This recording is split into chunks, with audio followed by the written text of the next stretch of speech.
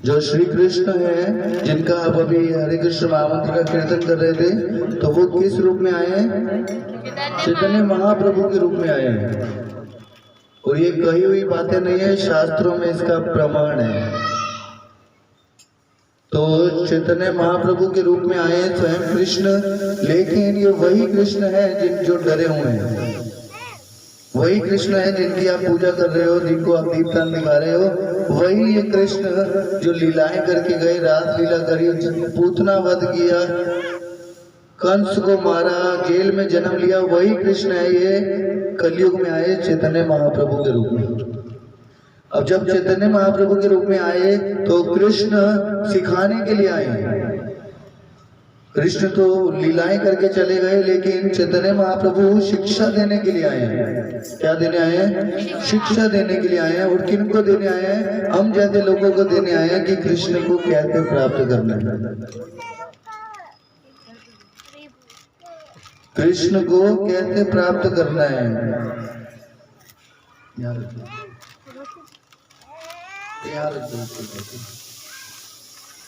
कैसे चैतन्य महाप्रभु क्या कर रहे हैं? रोज हरि नाम संकीर्तन कर रहे हैं, रोज हरे कृष्ण महामंत्र का जप कर रहे हैं, रोज पूरी रात भर कीर्तन कर रहे हैं।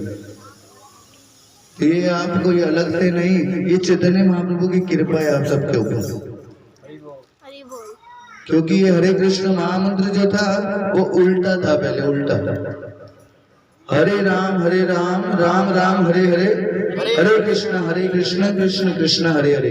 तो जब ये मंत्र ऐसा था तो इसको कोई भी साधारण व्यक्ति जप नहीं कर सकता था, कोई भी योग्य व्यक्ति जप नहीं कर सकता था, कोई भी पंडित जप नहीं कर सकता था ऐसे मंत्र का।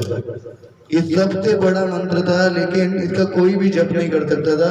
तो इसका वही योग्य व्यक्ति जप कर सकता था जो ब्राह्मण हो। कोई समय होता था, निश्चित स्थान होता था, निश्चित समय होता था इसका जप करने का, कोई भी ऐसे जप नहीं करता था इस मंत्र का। लेकिन जब चैतन्य महाप्रभु आए तो उन्होंने देखा कि कलयुग के लोगों की तो योग्यता ही नहीं है, इतने पाप के कार्यों में व्यस्त हो जाएंगे, ये तो सब कुछ उसी को ही जीवन मान बैठेंगे, जीवन का लक्ष्य ही पाप के कार्यों को मान बैठेंगे, धन कमाने को ही जीवन मान बैठेंगे, शादी करना जो ये पाप के कार्य हैं, जो गृहस्थी के कार्य, जो इस संसार में फंसने के कार्यों को ही जीवन मान लेंगे, भगवान का नाम तो कोई ले ही नहीं पाएगा। तो चैतन्य महाप्रभु जब आए तो उन्होंने इस मंत्र को सीधा कर दिया और हरे कृष्ण पहले आ गया। हरे कृष्णा कृष्णा कृष्णा हरे हरे, हरे राम राम राम हरे हरे। तो ये चैतन्य महाप्रभु की कृपा है हम सबके ऊपर। अब ये मंत्र कैसा हो गया वो चैतन्य महाप्रभु बता रहे हैं। अब ये मंत्र चैतन्य महाप्रभु ने ऐसा कर दिया, कोई बच्चा हो, कोई बूढ़ा व्यक्ति हो, कोई जवान हो, कोई हिंदू हो, किसी भी जाति धर्म का हो, कोई भी हो, क्या कर सकता है? हरे कृष्ण महामंत्र का जप करके, हरे कृष्ण महामंत्र का कीर्तन करके भगवान का प्रेम प्राप्त कर सकता है, भगवान के धाम जा सकता है। हरे कृष्णा कृष्णा कृष्णा हरे हरे, हरे राम राम राम हरे हरे। तो कृष्ण जब आए द्वापर युग में तो कृष्ण ने भगवद गीता यथारूप दी। क्या दी थी? भगवद गीता यथारूप दी, जिसमें 700 श्लोक थे। कितने? 700 श्लोक है भगवद गीता में। लेकिन चैतन्य महाप्रभु आए, चैतन्य महाप्रभु बड़ा रास्ता नहीं, छोटा रास्ता लेकर आए हैं। उन्होंने सीधा कोई शास्त्र नहीं, सीधा हरे कृष्ण महामंत्र दिया और भगवद गीता भी दी, लेकिन उसमें केवल 8 ही श्लोक है। कितने श्लोक है? सिर्फ 8 ही श्लोक दिए, क्योंकि समय नहीं रहेगा लोगों के पास 700 श्लोक पढ़ने का। तो इसलिए चैतन्य महाप्रभु इतने दयालु हैं, उन्होंने सीधा सीधा रास्ता बताया और केवल कितने श्लोक दिए? 8 ही श्लोक दिए। और वो 8 श्लोक जो है वो क्या है? शिष्टाष्टकम। तो उसमें सबसे पहला श्लोक है, देखो ये कौन बोल रहा है? चैतन्य महाप्रभु ने दिया है। जैसे कृष्ण ने सिर्फ भगवद गीता दी है। कृष्ण जो है क्या है कि गीता के अलावा कोई भी ग्रंथ ऐसा नहीं है जो भगवान ने स्वयं बोला हो। ये शिष्टाष्टकम भी वही है जो चैतन्य महाप्रभु ने बोला है। तो क्या कह रहे हैं चैतन्य महाप्रभु? चेतो दर्पण मार्जनम भव महादवाग्नि निर्वापनम। आप सब इधर सुनो, प्रभु इधर सुनो, सब ध्यान से। इसी में लाभ होगा आपका, इस संसार से लाभ होने वाला नहीं है। कहीं आप सोचो उद्धार हो जाएगा हमारा, ये सुनने से उद्धार होगा, इसको जानने से उद्धार होगा। क्या कह रहे चैतन्य महाप्रभु पहले श्लोक में? अभी हरे कृष्ण महामंत्र का हम कीर्तन करते हैं, होगा क्या इससे? ये रोज आप हरि नाम संकीर्तन का मैसेज डाल देते हो, हरि नाम संकीर्तन, ये होगा क्या? चेतो दर्पण मार्जनम, ये हरि नाम संकीर्तन चित्त रूपी दर्पण का हमारा मार्जन कर देगा। मन को धोने का, मन को शुद्ध करने का कोई और रास्ता नहीं है। गुप्ता जी एक सरफ का पैकेट लाके देना पीने के लिए, हम अपना मन साफ करेंगे नहीं। श्री कृष्ण संकीर्तन की परम विजय हो।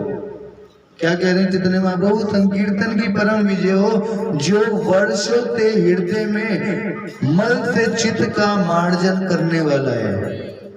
जो हमारे हृदय में पाप भरा है, मैल भरा है, वो किससे शुद्ध होगा, किससे साफ होगा? ये हरि नाम संकीर्तन करने से होगा। हरे कृष्णा कृष्णा कृष्णा हरे हरे, हरे राम राम राम हरे हरे। बारंबार। अब आगे देखो क्या बता रहे हैं, ये मेरा बताया हुआ नहीं है, सब लिखा है, मैं आपको ग्रुप में डाल दूंगा। बारंबार जन्म मृत्यु रूप महादावानल को शांत करने वाला है। ये वही कृष्ण है जो द्वापर युग में जब युद्ध हो रहा है तो वहां पर भगवत गीता का संदेश दे रहे हैं। ये कलयुग है, इसमें भगवान को प्राप्त करने का रास्ता हरे कृष्ण महामंत्र है। तो चैतन्य महाप्रभु गीता नहीं, कोई संदेश नहीं, हरे कृष्ण महामंत्र की महिमा बता रहे हैं। बारंबार जन्म मृत्यु के चक्र को रोक देगा ये हरिनाम संकीर्तन। ये संकीर्तन यज्ञ सारी मानवता के लिए परम कल्याणकारी है, क्योंकि यह मंगल रूपी चंद्रिका का वितरण करता है। समस्त अप्राकृत विद्या रूपी वधु का यही जीवन है। अब आगे क्या करेगा? और ये आनंद के समुद्र की वृद्धि करने वाला है। जो हम आनंद चाहते हैं ना अपने जीवन में, चाहते हैं या नहीं चाहते? कौन कौन चाहता है? सब चाहते हैं। जिसको हम क्या नाम देते हैं? क्या नाम देते हैं हम इस संसार में? सुख। हम इसको आनंद होता है। देखो ये दो शब्द हैं, एक होता है सुख, एक क्या होता है दोनों प्रभु? आनंद। सुख इस संसार के लिए होता है, लेकिन भक्ति के कार्यों में आनंद होता है। कोई ये नहीं कहता आज कीर्तन करके मजा आ गया, आज प्रसाद खा के सुख मिल गया। अब ये सुख और आनंद में भी फर्क है। सुख उसको कहते हैं जो खत्म होगा। प्रभु बच्चा नहीं हो रहा, बच्चा नहीं हो रहा, करो ना, कोशिश करो, थोड़ी करवा दो प्लीज।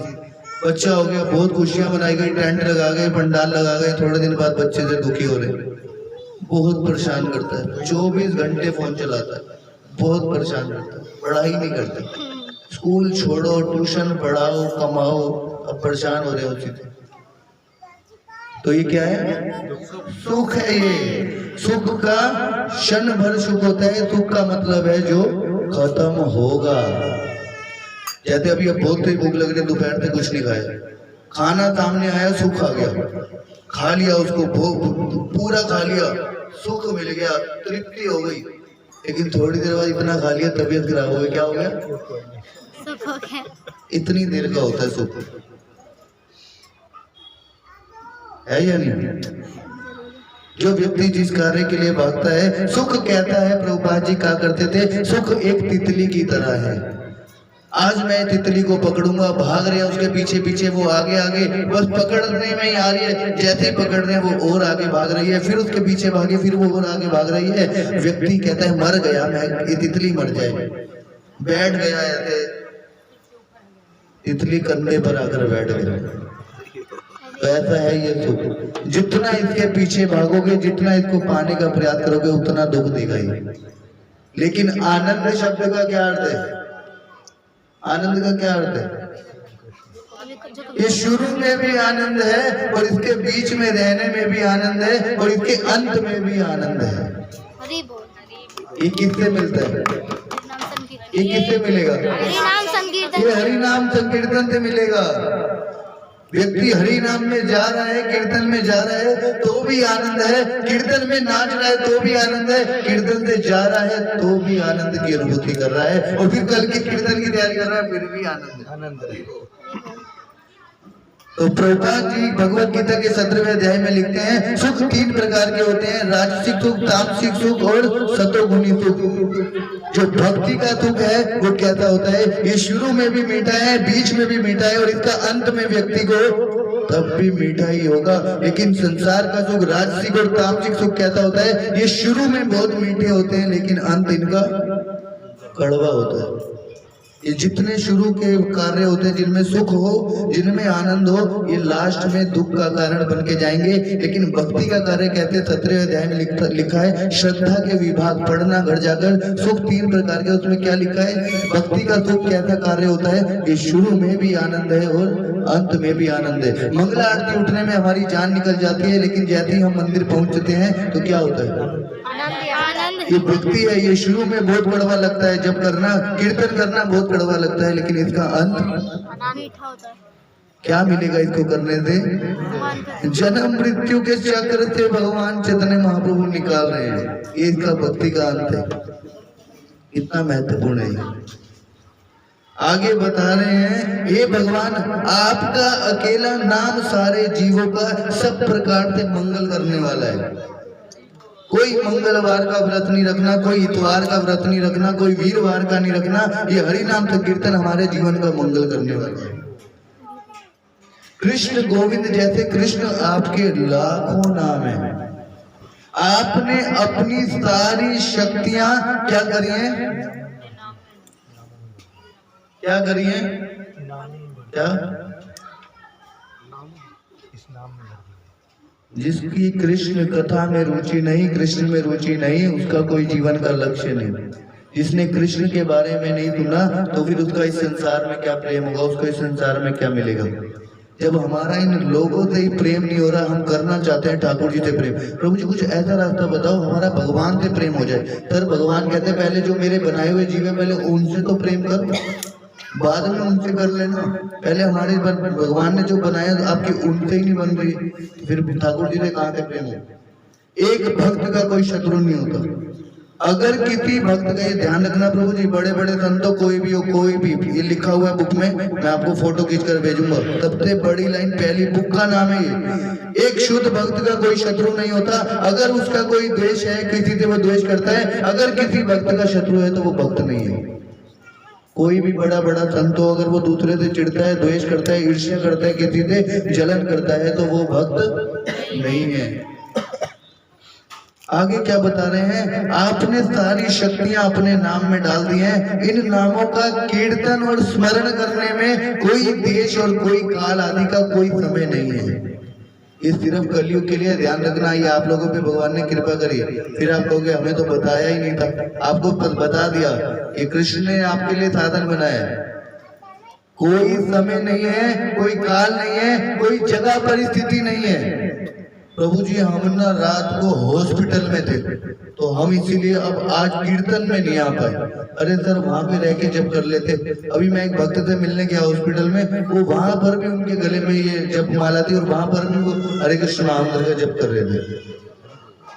तो कहीं भी रहो, किसी भी देश में रहो, किसी भी देश में रहो, गृह थाको बने थाको, सदा हरि बोले ढाको। आप सुख की स्थिति में रहो, जंगल में रहो, वन में रहो, घर में रहो, जहाँ पे भी रहो, लेकिन कृष्ण को मत भूलो। राधा माधव का नाम लेना कभी मत भूलो। ये भक्ति विनोद ठाकुर कह रहे हैं। कोई देश काल आदि का नियम नहीं है। लोग कहते हैं आप तो खड़े होकर जब कर रहे हो, ये कोई समय है जब करने का? लोग बोलते हैं अधिकतर आप रोड पे चलते हुए जब करोगे वो बोलेंगे कोई समय नहीं होता क्या? सर पहले ये द्वापर युग त्रेता युग में समय था, कलयुग ऐसा है इसमें भगवान का नाम लेने का कोई समय स्थान परिस्थिति नहीं है। ये लिख रहे हैं, अभी मैं आपको पढ़वा देता हूँ। इन नामों का स्मरण और कीर्तन करने में देश काल आदि का कोई भी नियम नहीं है। चैतन्य महाप्रभु ने करके दिखाया। चैतन्य महाप्रभु जीव उनकी हरे कृष्ण महामंत्र रुक नहीं रहा था। चैतन्य महाप्रभु को इतना प्रेम था, निरंतर हरे कृष्ण महामंत्र जप करते जा रहे हैं। लेकिन चैतन्य महाप्रभु ने देखा एक व्यक्ति बाथरूम में बैठकर नाम ले रहा है। चैतन्य महाप्रभु ने उसको मारा और कहा कि तुम्हें पता नहीं है ये हरे कृष्ण महामंत्र स्वयं कृष्ण है, तुम बाथरूम में बैठकर जप कर रहे हो। ये देखा आपने किस जगह पर बैठकर जब कर रहे हो। चैतन्य महाप्रभु ने उसको डांटा तो वो क्या बोलता है, बालक क्या बोलता है। चैतन्य महाप्रभु कृष्ण ने गीता में बोला है, अंत्य नारायण स्मृति, अंत समय में हमारी जो स्मृति होगी हमें वही गति प्राप्त होगी। अगर मैंने बाथरूम में शरीर छोड़ दिया तो क्या होगा मेरा। तो चैतन्य महाप्रभु ने अपनी गलती मानी और उसको अपना गुरु बना लिया और उसका नाम पड़ गया गोपाल गुरु। फिर चैतन्य महाप्रभु ने भी बैठकर पूरा दिन नाम किया और उसको गुरु बना लिया और उससे सीखा। बाथरूम में रहकर भी हरे कृष्ण महामंत्र का जप किया। और हम सबको भी ये सीखने के लिए बोला गया। कोई यहाँ पे करोड़ों रुपए देके नहीं बुलाया गया। हम यहाँ पे सीखने के लिए आए। मैं कोई बड़ा नहीं, हमें आपकी तरह ही हूँ। हम सबको सीखना है। मैं इसलिए बोलता हूँ यहाँ पर हम सब सीखने के लिए। कोई हम यहाँ पे कथा सुनाने के लिए आपको नहीं आए, कोई आपसे पैसा लेने के लिए नहीं आए। हम सबको भक्ति करना सीखना है, निरंतर हरे कृष्ण महामंत्र जप करना सीखना है। हो सकता है हमारे जीवन की मृत्यु लिखी हो बाथरूम में। आप कोई बड़े व्यक्ति नहीं। विनोद अग्रवाल जी ने बाथरूम के अंदर शरीर छोड़ा और भगवान ठाकुर जी देखो, एक व्यक्ति आज मिला मुझे तो ऐसी बात होने लगी। वो मुसलमान था भाई हमारा और वो बात करने लगा तो उसने एक बात बोली, कितना उनको भगवान पे विश्वास होता है। पता है वो अल्लाह पे कितना विश्वास करते हैं। हमारे हिंदू भाई को किसी को भगवान पे विश्वास नहीं है इतना। वो कहते कि अगर भगवान चाहे तो आप बाथरूम के अंदर अपना नाड़ा खोल के दोबारा उठा के बंद भी नहीं कर सकते। अगर भगवान चाहते तो आप बंद नहीं कर सकते उठा के। अगर भगवान ने आपको वहां पर लिख दिया आपकी मृत्यु को तो आप देखते रह जाओगे हुआ क्या ये। तो इसीलिए हमारे को क्या करना है, निरंतर सततम कीर्तयन्तु माम, निरंतर भगवान का कीर्तन करना है। ये हरिनाम कीर्तन आपके दो जो कार्तिक का महीना है ये किसके लिए है। ये अभी आप क्या कर रहे हो। कार्तिक का महीना कितने दिन के लिए, कितने दिन के लिए, थोड़ा जोर से बोलना। 1 महीने की, थोड़ा जोर से बोलो। कौन सा पैसे देने आपने मुझे। 1 महीने के लिए। तो ये क्यों है 1 महीने के लिए, क्यों नहीं 3 दिन के लिए, क्यों नहीं 3 दिन के लिए मना रहे इसको। ये इसीलिए 1 महीने का है ताकि बच्चा जब स्कूल जाने लगता है, पहले चैतन्य स्कूल नहीं जाता था रोता था, अब स्कूल जाता है तो रोज सुबह बोलता है लेट हो रहा है मेरे को छोड़ कर आओ। तो वो कहते हैं ये क्यों 1 महीने के लिए हो रहा है, ताकि हमारी आदत पड़े, हमें भक्तों से प्रेम हो, हमारा भगवान से प्रेम हो। इसलिए 1 महीने का कार्तिक बनाया भगवान ने। तो ये भी 1 दिन का कार्तिक होता है, 1 दिन के लिए दीपदान होता है। लाखों, आज मैंने इष्टोपराज मंदिर का चलाया, हजारों की संख्या में लोग मंगला आरती में थे, हजारों की संख्या में दीपदान। फोन में दिखा दे इन्होंने। मेरी इच्छा तब से जागृत हो गई प्रभु। हजारों दिए लोगों के हाथ में थे, हजारों दिए। सुबह 3:30 बजे 4:30 मंगला आरती हो जाती है। उसके बाद हजारों लोग लाइव यूट्यूब पे आ गया। मेरा मन हो गया, मैंने तुरंत गुप्ता जी को फोन किया, इष्ट कैलाश मंगला आरती जाना है, कुछ भी हो जाए कार्तिक के महीने में। हम छिपीवाड़ा जा रहे हैं लोग, लेकिन वहां पे लोग कम होते हैं। हजारों लोग दीपदान कर रहे थे। नजारा ही मंदिर का अलग था, चारों तरफ दिए नजर आ रहे थे। ये किसने बनाया इसको, उनको प्रभुपाद जी ने बनाया। और उन लोगों के हाथ में जिनके हाथ में सिगरेट होती है, जिनके हाथ में रोज शाम को शराब की बोतल होती है, उनके हाथ में प्रभुपाद जी ने दिया पकड़ा दिया, उनको भगवान की शरण मिला दिया। ये कोई साधारण व्यक्ति नहीं कर सकता। ये कोई भागवत कथा करने वाले व्यक्ति में हिम्मत नहीं है किसी का जीवन चेंज कर दे। आज लाखों लोग बदल रहे हैं इसको उनके द्वारा। आज खिचड़ी प्रसाद का वितरण हो रहा था, मैंने फेसबुक पे डाला, खिचड़ी प्रसाद बट रहा था मंदिर में, इष्ट कैलाश मंदिर में। तो हम चलेंगे मंगला आरती। आगे क्या कह रहे हैं ये बस टाइम हो चुका है, खत्म करते हैं। अगली कल फिर आपने अपनी कृपा से पूरी शक्ति डाल दी है। हमें भगवान नाम का कीर्तन करने में अत्यंत सरलता से भगवत प्राप्ति कर लेने में समर्थ बना दिया आपने। किंतु मैं इतना दुर्भाग्यशाली हूँ। ये कौन कह रहा है, कौन कह रहा है, क्या कह रहे हैं। मैं इतना दुर्भाग्यशाली हूँ कि आपके नाम में मेरा जरा सा भी अनुराग उत्पन्न नहीं हुआ। ये चैतन्य महाप्रभु कह रहे हैं। बोलना चाहिए हमें कि हमारा प्रेम नहीं हुआ, ये चैतन्य महाप्रभु कह रहे हैं। स्वयं को मार्ग पे पड़े हुए तृण से भी अधिक नीच मानकर, वृक्ष से भी अधिक सहनशील होकर, मिथ्या मान की भावना से सर्वदा शून्य रहकर दूसरों को सदा मान देने वाला होना चाहिए। ऐसी मन की स्थिति में ही व्यक्ति निरंतर हरे कृष्ण महामंत्र का कीर्तन कर सकता है। हमें विनम्र बनना पड़ेगा, दूसरों को सम्मान देना पड़ेगा अगर हम निरंतर भगवान का कीर्तन करना चाहते हैं तो। एक अहंकारी व्यक्ति नाम जप नहीं कर सकता, निरंतर कृष्ण का चिंतन नहीं कर सकता। जिसके मन में अहंकार है, एक जगदीश मुझे धन एकत्र करने की इच्छा नहीं है, मैं कोई अनुयायी नहीं चाहता, मैं सुंदर स्त्री नहीं चाहता, सालंकार कविता का इच्छुक नहीं हूँ, मेरी तो एकमात्र कामना यही है जन्म जन्मांतर में आपकी अहेतु की भक्ति करता रहूं। कौन कह रहे हैं? चैतन्य महाप्रभु कह रहे हैं मैं जन्म जन्मांतर आपकी अहेतु की भक्ति करता रहूं। आगे क्या कह रही है? सबसे महत्वपूर्ण श्लोक है, हे कृष्ण, हे नंद तनुज कृष्ण, मैं आपका नित्य किंकर दास हूँ, किंतु किसी न किसी प्रकार से मैं जन्म मृत्यु रूपी सागर में गिर पड़ा हूँ। कृपया इस विषम मृत्यु सागर से मेरा उद्धार करके अपने चरण कमलों की धूलि का कण बना लीजिए। चैतन्य महाप्रभु रो रहे हैं कृष्ण के आगे और क्या कह रहे हैं? अई नंद तनुज किंकरम पतितम मां विश्व में भवामुदो कृष्ण, मैं आपका नित्य किंकर दास हूँ, किंतु किसी कारणवश मैं इस संसार में गिर गया हूँ, अब मुझे उठाकर अपने चरण कमल की धूलि का कण बना लो। ये वही व्यक्ति समझ पाएगा जिसका भगवान से प्रेम होगा, भगवान के नाम से प्रेम होगा। आप प्रेम बढ़ाओ भगवान के नाम से, अपने आप ये बातें समझ आने लगेंगी। हे प्रभु, आपका नाम कीर्तन करते हुए कब मेरे नेत्र अविरल प्रेमाश्रु की धारा से विभूषित होंगे? कब आपका नाम लेने मात्र से मेरा कंठ गदोगद वाक्यों से रुद्ध हो जाएगा, मेरा शरीर रोमांचित हो उठेगा। 7वां श्लोक, हे गोविंद, आपके विरह में मुझे एक निमेष काल पलक झपकने तक का समय एक युग के बराबर लग रहा है। निरंतर अश्रु प्रवाह हो रहे हैं, आपके विरह में मुझे समस्त जगत शून्य के बराबर लग रहा है। हमें कृष्ण के बिना ये संसार सुंदर लगता है, लेकिन चैतन्य महाप्रभु क्या कह रहे हैं कि आपके विरह में मुझे समस्त जगत जो है वो शून्य के बराबर लग रहा है, कुछ भी नजर नहीं आ रहा है यहाँ पे। एकमात्र श्री कृष्ण के अतिरिक्त मेरे कोई और प्राणनाथ है ही नहीं, वे ही मेरे लिए यथारूप बने रहेंगे। चाहे वह मेरा गाढ़ आलिंगन करे, चाहे दर्शन न देकर मुझे मरमात कर दे, वह लंपट कुछ भी करने में पूर्ण स्वतंत्र है, क्योंकि वे नित्य प्रतिबंध रहित मेरे आराध्य प्राणेश्वर हैं। हरे कृष्णा कृष्णा कृष्णा हरे हरे, हरे राम राम राम हरे हरे। तो ये है चैतन्य महाप्रभु की कृपा आप सबके ऊपर। क्या कृपा है आप उसको जानो, और ये हरे कृष्ण महामंत्र का निरंतर जप करो, निरंतर कीर्तन करो हरे कृष्ण महामंत्र का। यही चैतन्य महाप्रभु की इच्छा है, यही चैतन्य महाप्रभु चाहते थे, और उन्होंने इसी इच्छा को पूरा